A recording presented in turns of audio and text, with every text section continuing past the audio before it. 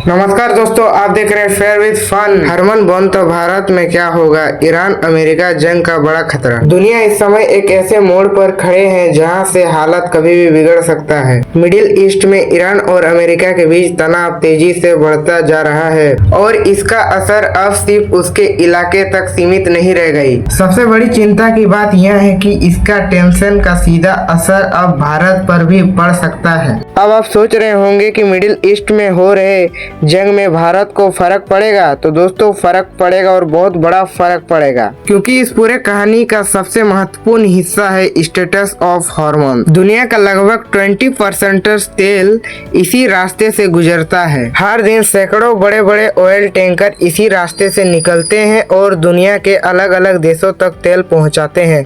लेकिन अब ईरान ने साफ चेतावनी दे दी है कि अगर उस पार हमला जारी रहा तो वह इस रास्ते को बंद कर सकता है, और अगर ऐसा हुआ तो पूरे दुनिया में ऑयल सप्लाई पर बहुत बड़ा असर पड़ेगा। अब यहाँ भारत की स्थिति समझते हैं। भारत अपने जरूरत का लगभग 85% तेल विदेशों से खरीदता है और इसमें से लगभग 55% तेल मिडिल ईस्ट से आता है।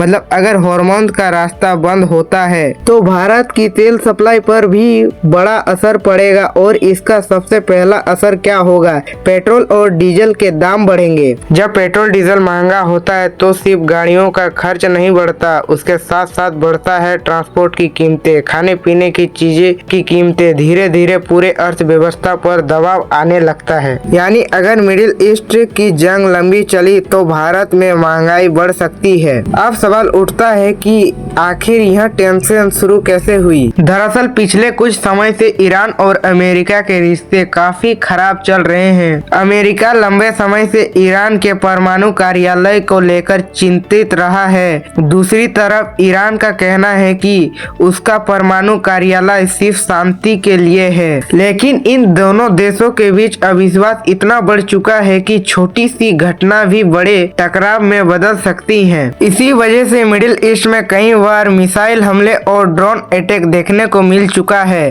अब इस पूरे हमले के एक और देश बहुत महत्वपूर्ण भूमि निभा रहा है और वह है इजराइल। इजराइल और ईरान के बीच भी लंबे समय से दुश्मनी रही है। इजराइल को डर है कि अगर ईरान के पास परमाणु हथियार आ गया तो इससे पूरी मिडिल ईस्ट की सुरक्षा खतरे में पड़ सकती है। इसी वजह से इजराइल कई बार ईरान के खिलाफ कड़े कदम उठाने की बात करता रहता है। अब अगर अमेरिका और इजराइल एक साथ मिलकर ईरान के खिलाफ बड़े सेना ऑपरेशन शुरू करते हैं तो मिडिल ईस्ट में पूरी तरह से युद्ध जैसा स्थिति बन सकता है। अगर ऐसा हुआ तो इसका असर सिर्फ मिडिल ईस्ट तक सीमित नहीं रहेगी, क्योंकि आजकल के दुनिया में एक दूसरे से जुड़े हुए हैं। अगर कहीं युद्ध होता है तो उसका असर पूरी दुनिया की इकोनॉमिक ट्रेंड और एनर्जी सप्लाई पर भी पड़ता है। इसी वजह से दुनिया के कई देश इस समय इस स्थिति पर नजर बनाए हुए हैं। भारत के लिए भी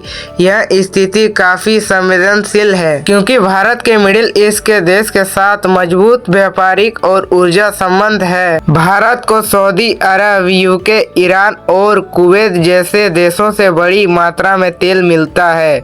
अगर वह अस्थिरता बढ़ाती है तो भारत को एनर्जी सिक्योरिटी पर असर पड़ सकता है। इसी वजह से भारत हमेशा कोशिश करता है कि वह मिडिल ईस्ट से राजनीति में संतुलित बनाए रखे। भारत के ईरान के साथ भी अच्छे संबंध हैं और दूसरे तरफ भारत के अमेरिका और इजराइल के साथ भी मजबूत रिश्ते हैं। इसीलिए भारत की कोशिश रहती है कि वह किसी एक पक्ष में पूरी तरह ना जाए, बल्कि सभी देशों के साथ संतुलन बनाए रखे। लेकिन अगर मिडिल ईस्ट में हालत और बिगड़ा तो भारत के लिए भी फैसला लेना आसान नहीं होगा, क्योंकि एक तरफ है एनर्जी सिक्योरिटी, दूसरी तरफ है अंतर्राष्ट्रीय राजनीति। और इसी वजह से आने वाले समय में भारत की विदेश नीति की भी बड़ी परीक्षा हो सकती है। अब सबसे बड़ा सवाल यह है कि आगे क्या होगा।